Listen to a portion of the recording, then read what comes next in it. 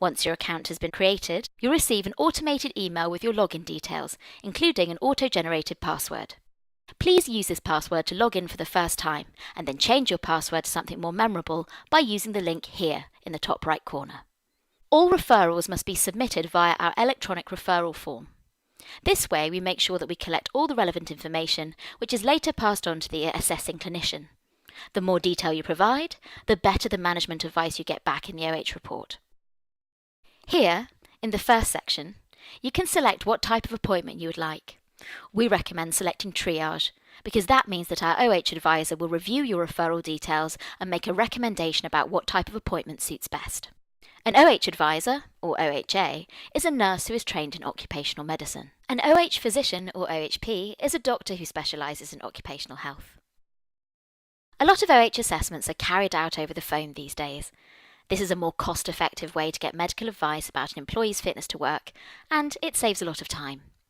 Face-to-face clinic availability is more limited, and wait times for appointments can vary a lot depending on the location and the employee's availability to travel.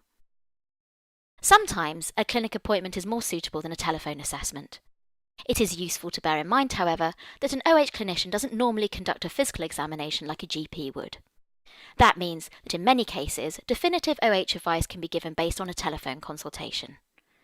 A telephone consultation is not suitable if the employee's level of English is so poor that they need a translator to accompany them. If you have a preference for a specific type of assessment, you can select it here. Remember to include as much detail about the employee's situation as possible. A detailed job description helps the clinician assess what duties the employee can and cannot do. You can upload a supporting document here if you have a written job description. If adjusted duties or phased return are an option, make sure to note that here. If light duties, altered hours, or other adjustments can't be accommodated because of the nature of the work or the workplace, include that here too. This way, you will avoid getting advice from the clinician that does not fit your work environment. Please let us know if there are specific days or times that don't suit the employee to avoid delays in arranging an appointment. At the bottom of the referral form, you can specify what questions you would like the clinician to answer. Don't just tick all these boxes, but read through the questions first and select the ones that apply to your situation. Many of the questions overlap, so it's unlikely that they're all relevant to every case. It's best to type your own questions in the free text field to make sure you get the best possible advice in the report. The employee must be informed about the referral before you submit this form. If you haven't discussed this with the employee yet, you can save the form as a draft and come back to it once you've spoken with the employee. We provide an employee guide that you can download and pass on to the employee. It explains what OH is about and what to expect at the assessment. You should also explain why you think the employee will benefit from an OH assessment. Bear in mind that the employee has a right to request to see all the information you enter on the referral form. If you leave this page open for more than 15 minutes, your login session will expire. In that case, Resolve automatically saves the referral form as a draft.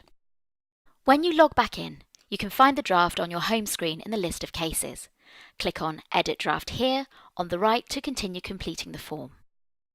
When you're ready, just click Submit and the referral will be sent to the Honeydew Case Management team.